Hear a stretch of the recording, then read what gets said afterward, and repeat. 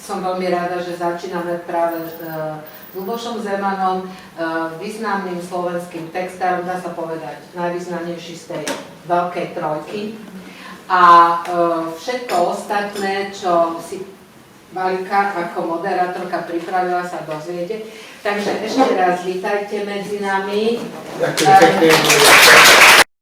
My som vám v prvom rade chcela najskôr popriať všetko dobré v tomto roku, aby bol pre vás zdravý, úspešný, aby ste boli šťastné, spokojné, aby ste sa tu stretávali pri aktivitách, ktoré vás zaujímajú a ktoré vás bavia.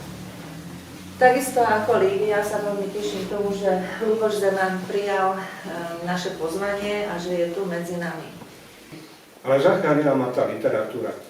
A možno mala na tom veľký podiel moja mama, neboha, pozdravujem tam hore, lebo my sme mali doma tisíce kníh. Nemali sme veľa peňazí, ale na knihy mama vždy našla niečo, to bola taká edícia Spolok priateľov krásnych kníh, SPKK, mnohí si to pamätáte. A tam som sa dostal k svetovej literatúre, mama bola vášnivá čitateľka, nejako som to zdedil, takže tie knihy ma obklopovali a potom tá partia tých ľudí.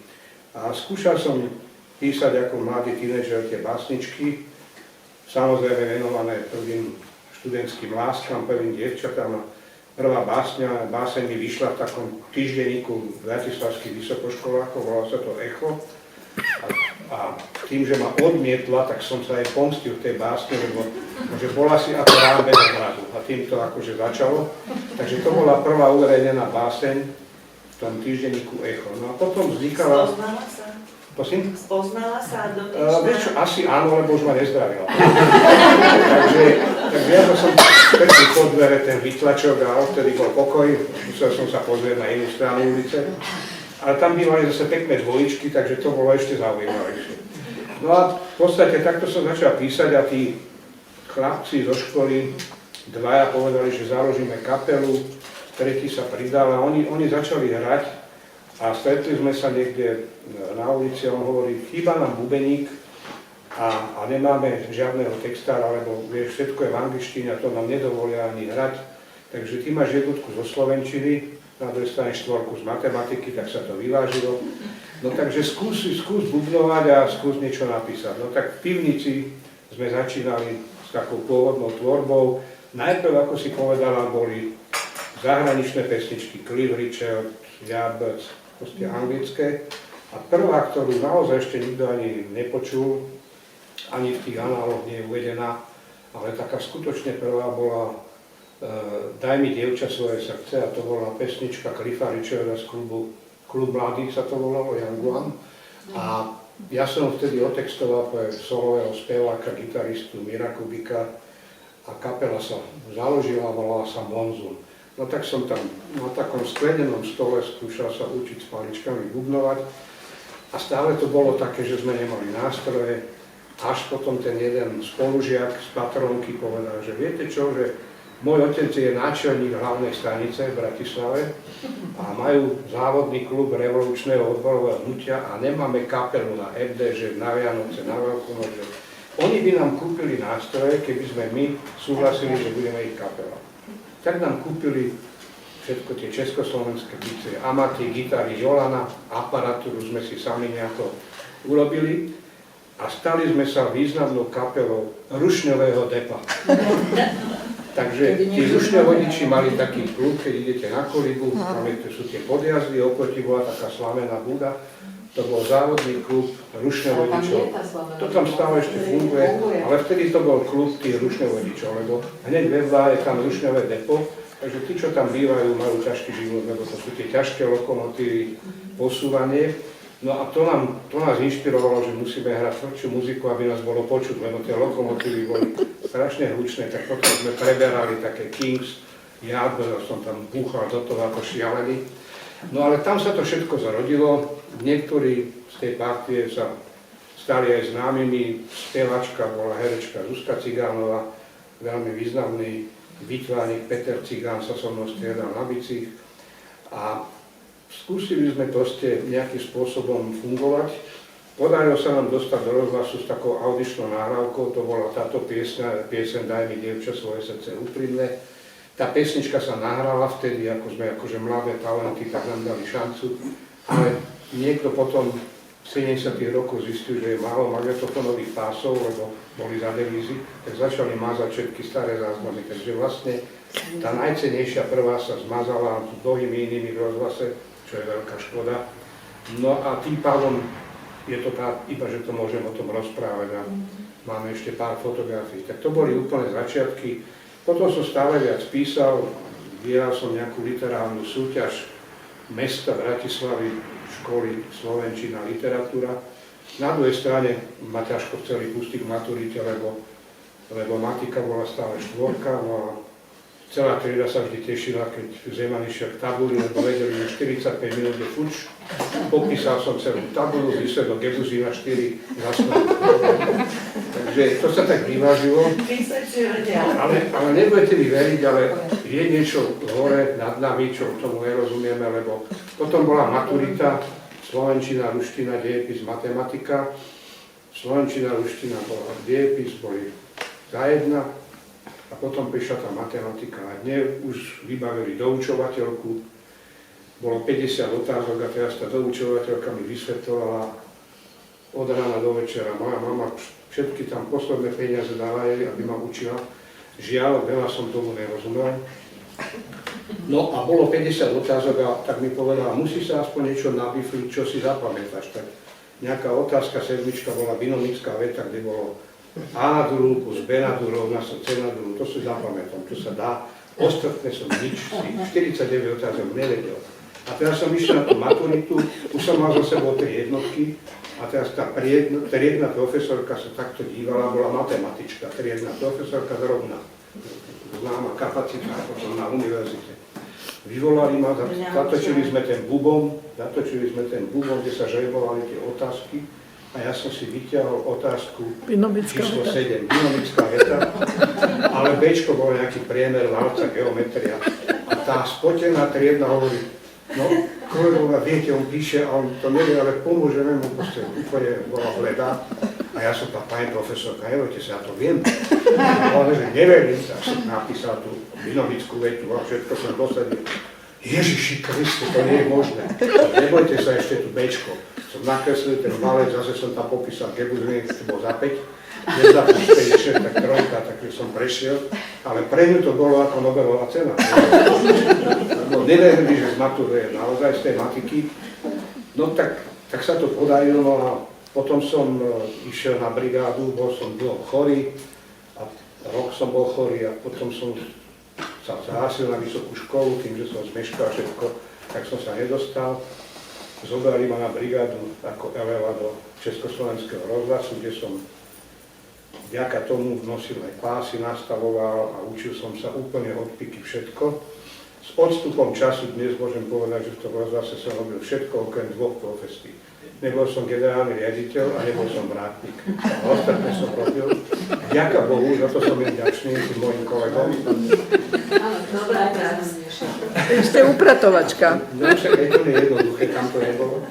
No ale jednoducho na tej brigáde, ktorá mala trvať vtedy 1 leto, som ostal 37 rokov.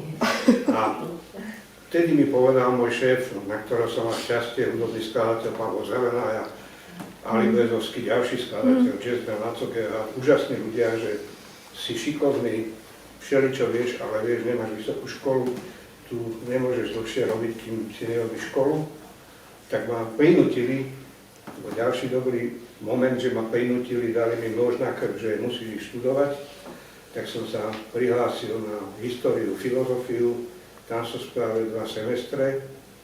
A keď potom som zistil, že ide latinčina, sfrakistika, numizmatika, tak som hovoril, že viete, čo to je strašná nuda, ja idem domov. Tak som to tak nechal. A v rozhlase mi povedali, máš druhú šancu, inak budeš musieť odísť, lebo máme prihlášky, tu majú docenti, doktori prihlášky. Tak ma vtedy tak vytočili, že som sa potom na tú žurnalistiku prihlásil. Poctivo som to absolvoval 5 rokov a keďže som bol v hudobnom vysielaní, tak mi povedali, vieš, ale to nestačí. Ja nepíšem na trafit, lebo 3 mesiace som mal neplatené voľno na záverečné skúšky a spravil som to fakt ako na červený diplom A potom mi povedal ten šéf, že vieš, ale ty si v hudobnom vysielaní, to nestačí. Ale čo chcete odo mňa? No, tak doktorát z hudobnej publicistiky a teória by sa vyšlo, tak som musel absolvovať toto, urobil som si ten doktorát z hudobnej publicistiky. Dneska som im strašne vďačný.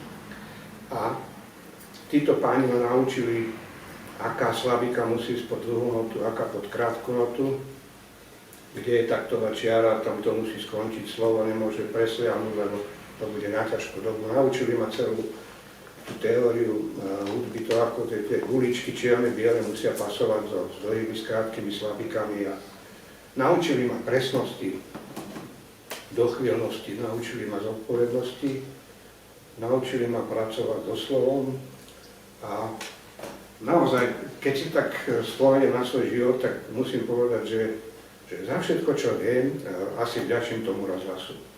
Tam boli takí kultivovaní, úžasní ľudia, lebo prinútili ma teda robiť všetko, že od toho nastavovania pásov, techniky, ozvučovanie rozhlasovej hry, vysielanie mládežnických programov naživo, moderovanie s českým rozhlasom. A teraz som sa tam stretol na chodbe s Karolom Machatom, s Lacom Chudíkom, s Zdenkou Studenkovou a aj s mnohými hercami, ktorí už nie sú medzi nami, úžasnými režisérmi, spisovateľmi. Či vtedy žila?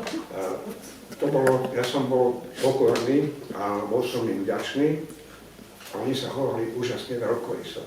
Takže vždy mi, čo som nevedel, povedali. Tak ja som len počúval a snažil som sa byť každý deň lepší, aby tí ľudia vedeli, že chcem. Takže nakoniec vďaka tomu som tam zostal 37 rokov a posledná funkcia, ktorú som skončil, túto kariéru, bola zástupca generálneho riaditeľa, štatutár a riaditeľ marketingu a riadil som 1000 ľudí. Ale bolo aj také medziobdobie, že sa po revolúcii ukázala potreba robiť niečo súkromné, tak sme založili rádio Rock FM, bolo prvé celoplošné súkromné rádio, bola to dcerská firma Slovenského rozhlasu, tam zase prišli Angličania, potom Rakúšania. Museli sme byť lepší ako povedzme EDRA alebo BBC 5, takže sme hľadali, kde sa dalo. Tam sa vytvoril tým 30 ľudí, ktorí vytvorili program, ktorý v tom čase robilo bežne 100 ľudí. Takže dali sme nejaké štandardy, všetko ma niečo naučilo. A keď som tak bilancoval ten svoj život a nedávno, keď som mal 75 rokov, tak som si tak pospomínal a zistil som, že poznám strašne veľa ľudí, lebo tá Bratislava je malá, v tejto branži sa stýkate so všetkými umelcami, poznáme sa všetci. A zistil som, že vlastne s každým dobre vychádzam okrem 2 ľudí. A to je úžasná bilancia, keď poznáte možno 5000 ľudí, iba 2 sú zlí na vás. Konkrétne? A to je dobré, že... A je to dobré, že keď prídem do rozhlasu aj dnes a ešte tam stretnem všelijakých, ktorí veľa z nich boli potom moji žiaci a mladší kolegovia. A je to strašne dobré, keď niekam prídete a neoplujú vás a ani vás nevyhodia, alebo sa neotočia, ani nemračia, ale objímu vás. Takže všetko dobré, čo ľuďom dáte, tak sa nakoniec vráti. A viete, človek nemusí mať veľa peňazí, nemusí mať ani pevné zdravie, alebo všeli, čo sa stane, ale jedno je strašne dôležité. Musíte mať stále dobré meno. A to je možno pre muža najlepšie bohatstvo, ktoré môže mať. Potom to meno ešte potom svojej žene nejaké požičia. Tá si ho tam ešte urobí nejakú príponu, je vybavená. No. Ale tak to je asi také, že také krédo, že treba počúvať druhých ľudí, byť pokojný, skromný, učiť sa a nikdy nie je neskoro na to, aby človek mohol byť lepší. Možno, že tá literatúra je dobrá vec, lebo keď ja stále veľa čítam, dnes mám doma okolo 3000 kníh a spím v izbe s tými knihami, lebo už proste som sa tak, že do jednej, do druhej čítam, už to druhým vadí, tak ja musím mať izoláciu svoju. Ale tie knihy sú také humánne sú, viete, to niekedy o jednej noci človek stane, začne hľadať nejakú knihu a viem, že ju mám ale v tých 3000 je to hrozné, to ma štve, že chcú tu tak na dojedenie, musím si ju kúpiť znovu, lebo to je jednoduchšie ako vyhádzať celú policiu. Nemáte katalóg. Katalóg nemám, by som spotreboval takú pomoc. Víte, musíme to ďať, že tu sú detektívky, tu historické romány, tých je najviac, lebo tie milujem. Takže historické romány, ktoré sa zakladajú na pravde, ale sú spracované beletristicky.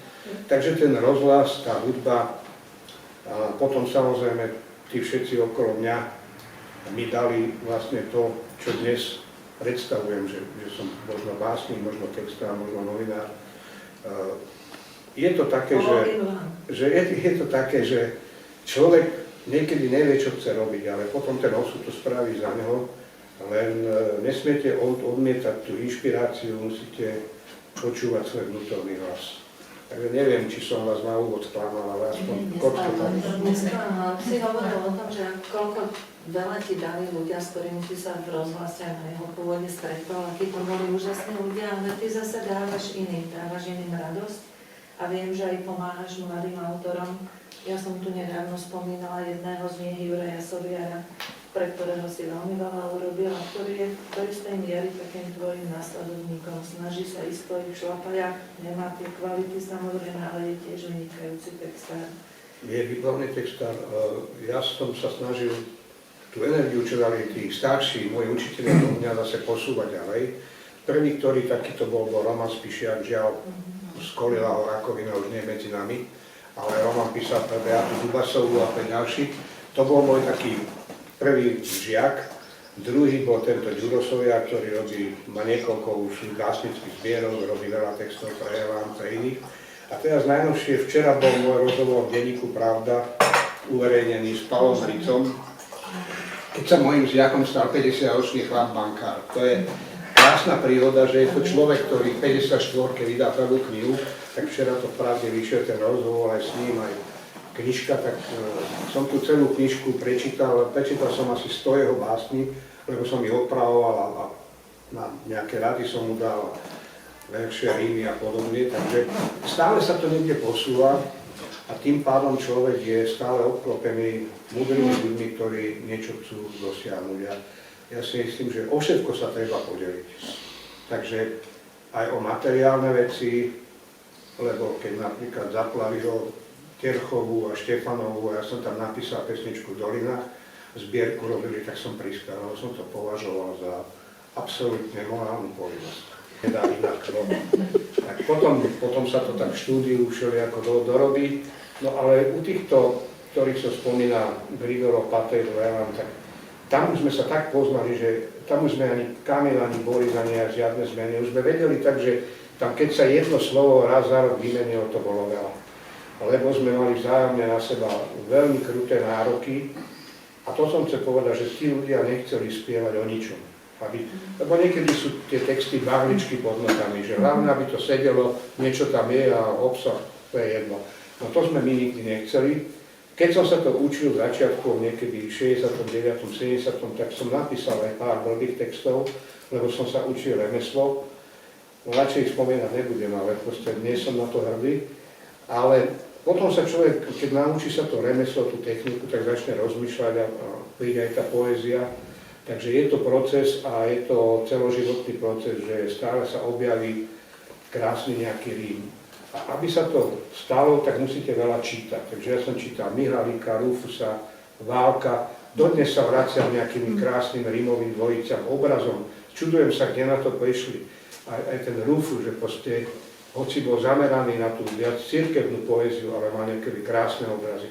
Válek, podľa mňa, dajme preč politiku, najlepší slovenský básnik. Nedá sa nič s tým urobiť, je to tak, lebo keď si odmyslíte ministrovanie a politizovanie a zoberiete čistú poéziu, klobúk dolu, nikto lepší sa tu nenarodil zatiaľ. Kamil Petera je úžasný básnik, lepší podľa mňa ako textár, lebo Lipohrádok a ďalšie jeho veci, to sú nádherné básne. A on mal zase najľahšiu situáciu z nás, Kamil, lebo on vyštudoval profesne Vysokú školu muzických umení, hudbu, nástroj, čiže on nepotreboval ako my, že si 100-krát pustíme niečo a slúchadla. On sa pozrel na ten notový zápis a hneď mal tam slovíčko. Čiže jemu sa najľahšie z nás písalo a sme sa stali nejako priatelia, takže s Kamilom som sa stretol na ulici, keď som niesol nejaké prvé básnické prvotiny do nejakého literárneho týždenníka a on ma zastavil, povedal, aj pán Zeman, poznám vás od Hlasu, čo tu robíte? Hovorím, no mám tu nejak, že ukážte to, že aby som vedel, či to je na hajzel alebo do novín. Hovorím, fúha, to pán Peter, aj tak si to prečítajte. Tak si to prečítal a hovorím, chodte dnu.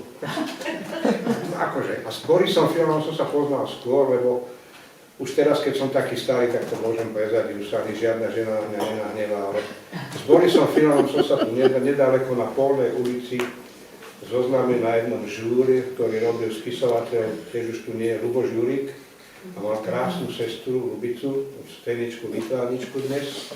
A bol taký žúr, že tam bolo veľa ľudí a sme sa tak vymieniali, veľa sa pilo, mala si zobrať niekoho z nás. A keď si hovoril o tých dlhých slavíkach A na konci a tak, v češtine ide viac, to znamená, že české texty sa ti písali lepšie, alebo si písal aj české? Áno, s češtinami nejako ide tiež dobre, lebo otec bol Čech, už teda niekto ho tu poznal, bol šéfredaktor Športu štátu. Sme taká stará novinárska rodina, otec bol novinár, sestru mám novinárku činnú, Lubicu Pajtinkovú, takže to novinárstvo bolo nejako v nás a tým, že otec bol Čech, tak ja som mal z jednej strany starých rodičov Čechov a mama zase zo Záhoria Slovákov. No a keď som išiel na prázdniny alebo na návštevu tým starým rodičom českým, tam sa dlhilo a tiež vydávali knižky v češtine, takže tá dvojazyčnosť je ľavé ucho slovenčina a práve čeština. A tým, že tá čeština je starší jazyk bohatší, tým nechcem slovenčinu uraziť, ale je to tak, že proste je starší, je bohatší a keď povieme príklad, že povedzme tu 1000 slov, tak čeština tých 1000 má 3000. Takže keď dostanete muziku nejakú, robil som pre Karla Gotta, Špinárovú, teraz niečo má Helena Vondáčková, tak tie české texty idú ľahšie, lebo tá slovná zásoba, tento portfólio tých rímov je oveľa širšie. Takže ja to, aj básne som písal, aj tie české texty niekedy urobím rýchlejšie a Karla Gotta som robil s vašom patézlom, taká pesnička Chcite, je to na veľkej platni a je to na webe, sa to dá vypočuť. Tak toto som urobil asi za hodinu, to išlo, to sa tak sypalo proste a Gott chcel zmeniť iba jedno slovo, lebo on bol trošku taký, nechcem povedať, že bigotný na slova, ale on má ženy veľmi rád, ale keď má niečo naplno povedať, tak opatrne. Takže ja som začínal, že od prstíku na nohou chcete líbať a on mi potom hovorí, Ľuboši, od prstíku na nohou ne. To by mi Ivana nedovolila. Tak som hovoril, dobre, tak začneme inak, tak pod hlbokou oblohou. To môže byť. Bolo na konci A. A nemal on tam na podlohu chcete líbať, takže to bolo na konci krátko. Ale tá čeština je určite jazyk, ktorého sa robili lepšie preklady zahraničnej literatúry a na anglické, v angličtine preklady češtiny aj v pesničkách sú oveľa jednoduchšie. No najjednoduchšia je angličtina, lebo tam neexistuje dlhá krátka, tam môžete love, ale inak I love you, I need you, I want you, proste to môžete hociakú notu, hociakú slabiku, čiže ináč väčšina tých textov sú dobre priblblé medzi nami, akože ono to krásne znie s výnimkou Beatles a niektorí ďalší, alebo Bruce Springsteen, sú tam pesničkári, skladby, umelci, ktorí majú krásne texty. A dali si, ale väčšina tej pop music je tým, že to veľa ľudí nerozumie a dobre to znie, tak to budí taký dojem, že to je výborné, ale keď si to zoberiete na papieri, ako vytlačené, tak veľakrát je to úbohé a povedzme, alebo germánska pop music, ako rakúska, nemecká. Asi sme tu, je taká generácia, že môžem povedať, že Udo Jürgens vám niečo hovorí, spevák, ktorý bol aj na Bratislavskej riene koncertoval. Najväčší hit bol Merci Chérie. A keď si to vypočujete 21 krát, je tam Merci Chérie, Merci, tak to iba vôbec napíše. Takže akože niektoré jazyky, a zase nemčina, keď má dobrý tvrdá. Sú aj hodnotné texty v nemeckej pop music, ale žiaden sa nechytil európsky ani svetovo, lebo to je fakt len pre Nemcov, lebo to je strašne pravda. To otec bol športový redaktor, šéf-redaktor. Ja som nikdy nešportoval, toho úplne vytočilo. Tak že on odišiel, keď som mal 4 roky, tak sa rozvedli rodičia, takže on iba tak na diaľku ma sledoval, ale vždy, ako keď sme sa stretli, tak som ma pýtal, že čo už športuješ, ale tak už aby som nejako sa zachránil, tak som mu povedal, keď mi kúpiš bicykel, tak budem bicyklovať. Takže potom mi zohnal dobrý favorit, taký dobrý galuskový a zapísal ma do slova ma HZD na dráhovú cyklistu. A ja, ktorý som bol taký, môj vzťah k prírode je krčma. Krčma ulica, možno taký horský park, tam skončíme.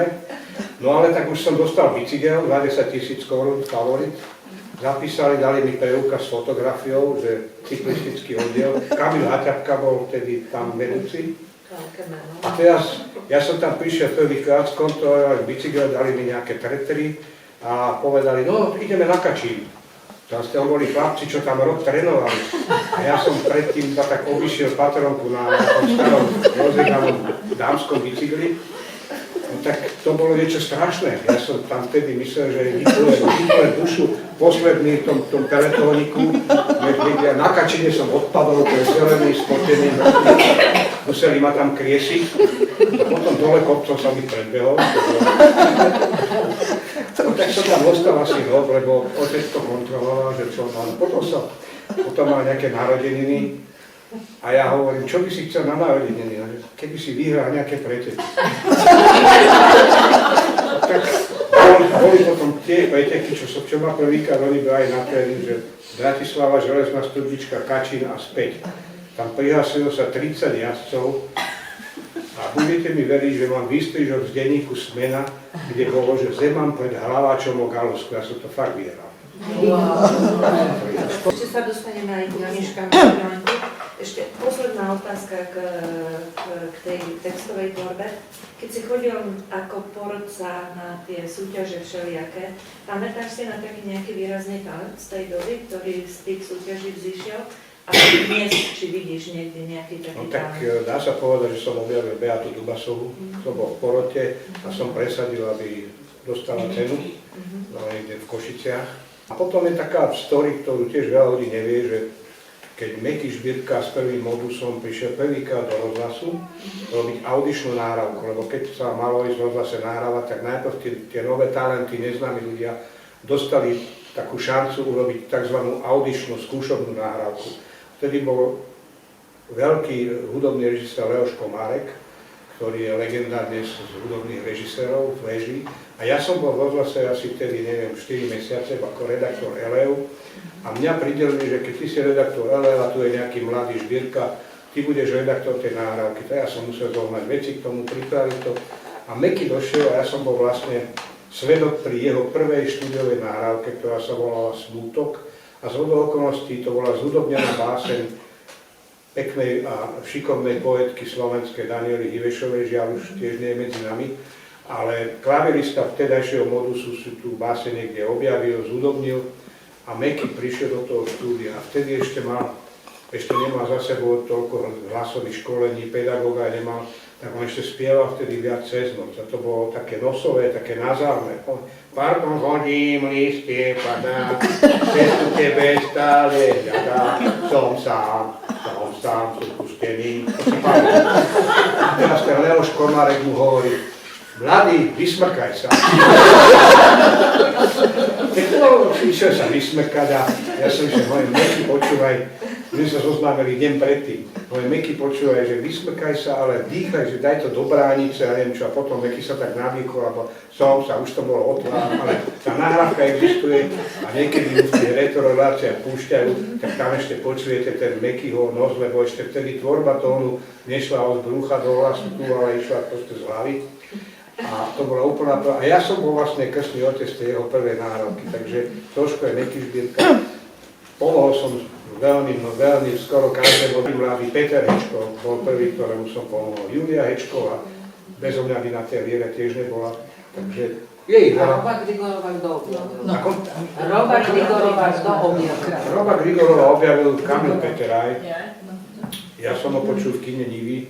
To bola taká skupina, také ska, také reggae. A Kamil mi volal, že objavil som jedného úžasného speváka, poď si ho pozrieť do štúdia S. ale nerobím gombitovú, robím zbierku, že nemôžem. Musíš urobiť polovicu, keď sa ti to bude páčiť, spravíme mu platňu pol na pol. Dobre, tak som tam išiel, zoznámil ma. Gumení chlapci tam tancovali a Robo spieval. A bolo to výborné, ale toto je úžasný talent. No tak sme sa vtedy s Kamilom dohodli, že napíšeme mu celú platňu. To sme robili tú prvú platňu Robo a Midi. A potom sme ho postupne spoznávali, aký to je komplikovaný, zvláštny človek, ale s úžasným názorom, z ktorého neuhol desiatky rokov. Proste oni dvaja, Jožo Ráž a on sú dvaja, s ktorými nemusíte súhlasiť, ale oni neotáčajú kabáty, nemenia názory podľa vypočítavosti. Robo ide jedným smerom, by som povedal, že je inde ako Jožo, ale každý ide svojim. Jožo ten ide svojim Che Guevarom, stále rovnakým smerom, Kuba si, Jenky, no. A zase Robo, ten ako ja som rebel, ten je bohatý, tomu nehrám. Milión býva stále tam pri Zlatých pieskoch, medzi Galvanou a Zlatými pieskami, v pôvodnej chate je taký domček, tam býva so svojimi mačkami, žije, spieva, koncertuje, dokončuje veľkú platňu, kde jedna pesnička s mojím textom už je v rádiu, to pustil von a ešte 3 sú rozrobené. Do neba nejde diaľnica, to sa mu páčilo. Myslím, že tak sa bude volať aj celá jeho platňa nová. Takže on robí, niekde si, keď sa mu páči, ide na koncert, keď sa mu nepáči, nie. Žil v Belgicku, niečo si našetril, niečo občas zarobí, ale nežije žiadnym bohatým životom. A niekedy je to také, že keď aj on má málo, tak asi 4 mačkám, ktoré má tým majú vždy veľa. Takže on má rád zvieratá, žije si svojím životom, je svojrázny, ale ja ho mám rád, lebo je to človek, ktorý má názor a ide si stále na svoj. Spieva vynikajúco, je výborný skladateľ, je to úžasný talent a možno je preto zvláštne, že je taký umelec, lebo tí geniálni sú vždy trošku iní. Tak niečo je vždy v tých knihách, tu sú dve, tak posledná Malá tichá radosť, tam sú krásne ilustrácie, obrazy Alexa Vojtaška, čo bol môj dobrý kamarát. Žiaľ, tiež ho skosila zlá choroba. 2 roky už tu nie je medzi nami, ešte stihol tú poslednú knihu, čo som vydal v Ikare, Malá tichá radosť, tak stihol ju ilustrovať. Však Valika si pamätá, ako to celé vznikalo. A vždy sa nájde niekto, kto chce doplniť tú poéziu alebo texty. Kamil má rád toho Augustína Vytvarníka, ktorý urobil krásne knihy, výpravné knihy, nádherné.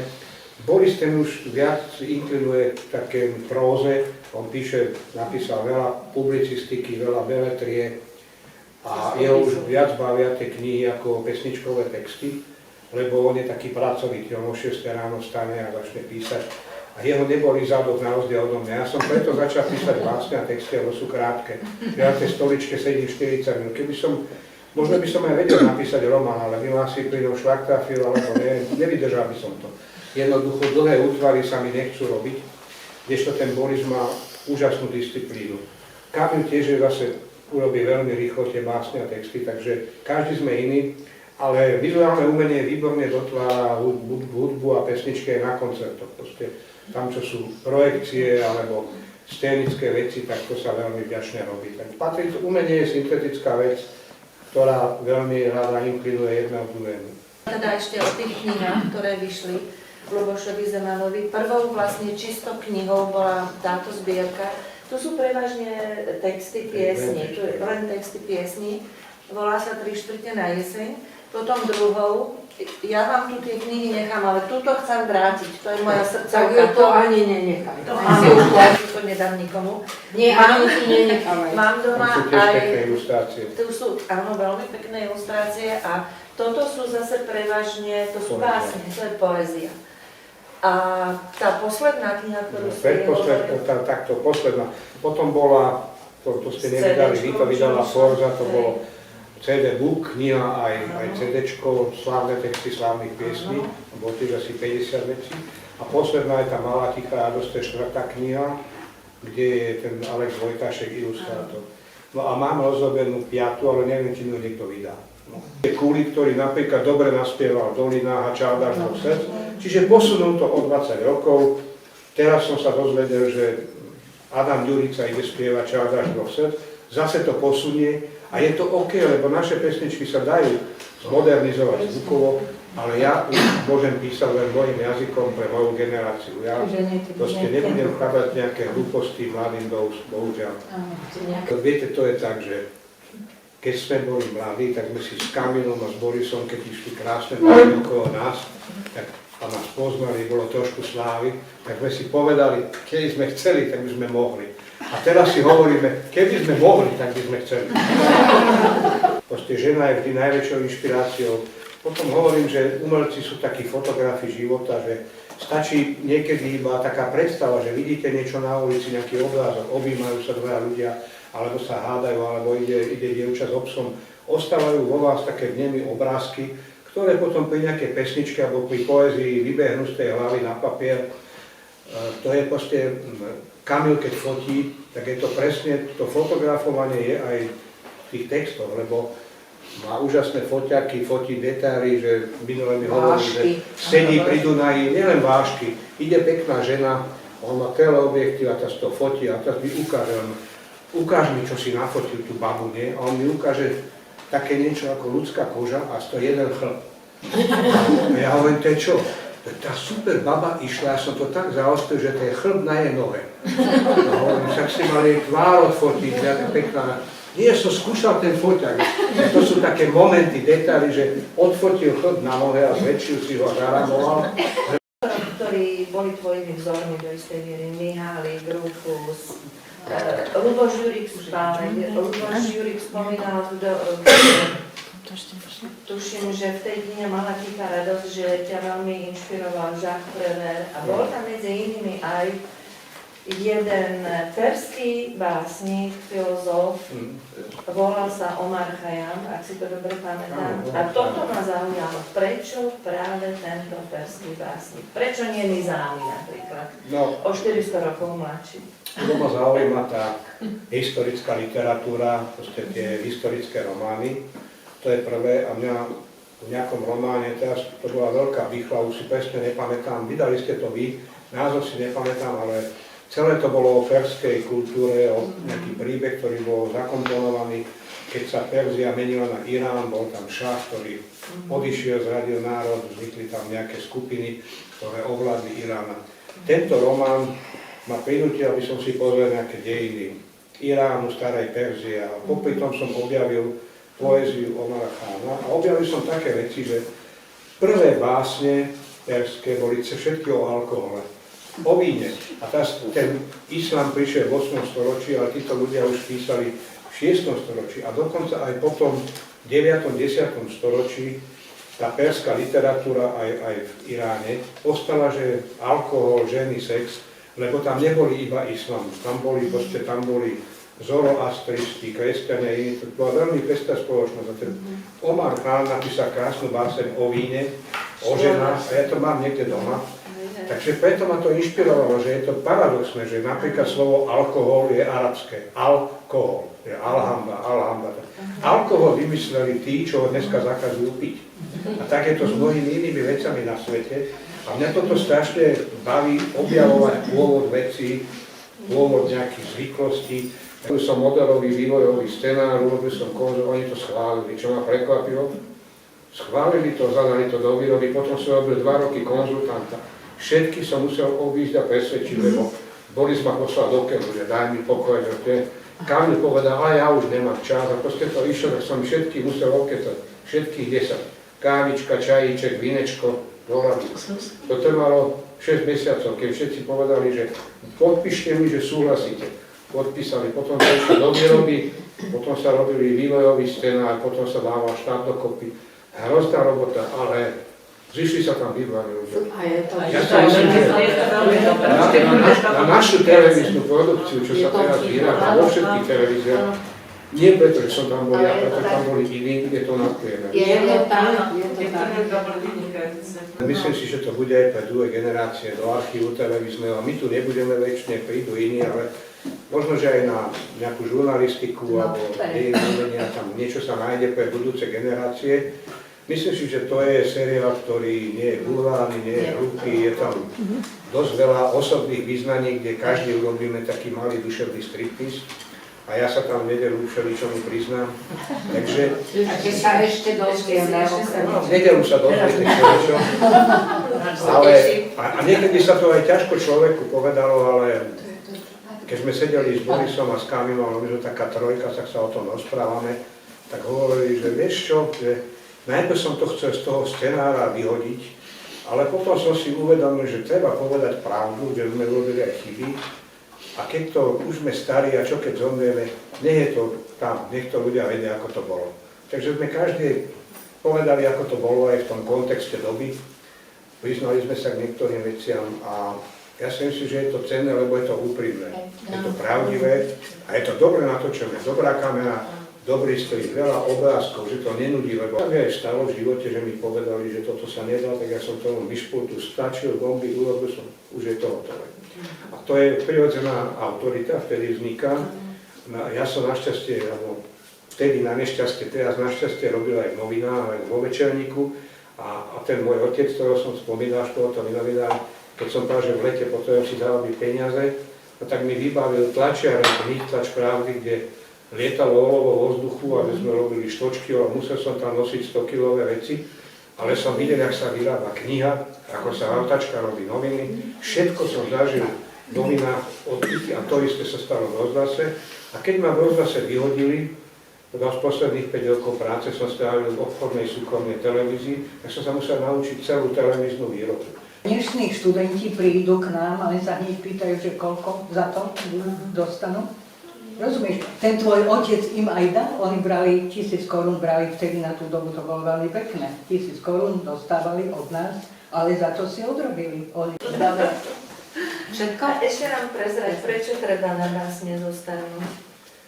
Kto Pretože, musí zostarnúť? tak sa volá jedna báseň, pretože dospieš ako muž, niečo sa naučíš, vidíš nejaký svet, máš 1, 2, 3 ženy, každá žena ti niečo dá, niečo vezme a jednoducho je taký odstup, že keď sme starí, tak trošku sme sami nad sebou a dívame sa na to, čo sme urobili zle a čo dobre, bilancujeme.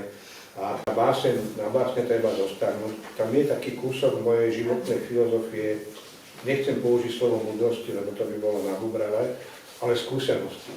Takže ja si myslím, že na jednej strane je výborné, keď príde nový, mladý, dravý človek, na druhej strane, keď je niekto už taký kmeť a najlepšie je potom produktívny šéf medzi tým. A to má tie 3 generácie niečo naučili a preto potom, keď sa to všetko dá dokopy, tak človek zostane, zmudrie a skúsi to dať do tej poézie. No tá medzigeneračnosť si myslím, že je cesta k tomu, aby sme si vedeli lepšie rozumieť. Dovolte mi, aby som poďakovala Balike, že nám takýto zážitok aj prostredníctvom vás ako nášho hostia sprostredkovala. Sme veľmi radi, ďakujeme vám veľmi pekne, že ste si našli čas, že ste prišli a myslím si, že každý z nás si z toho odniesol niečo, čo ho bude hriať na duši. Ďakujeme veľmi pekne.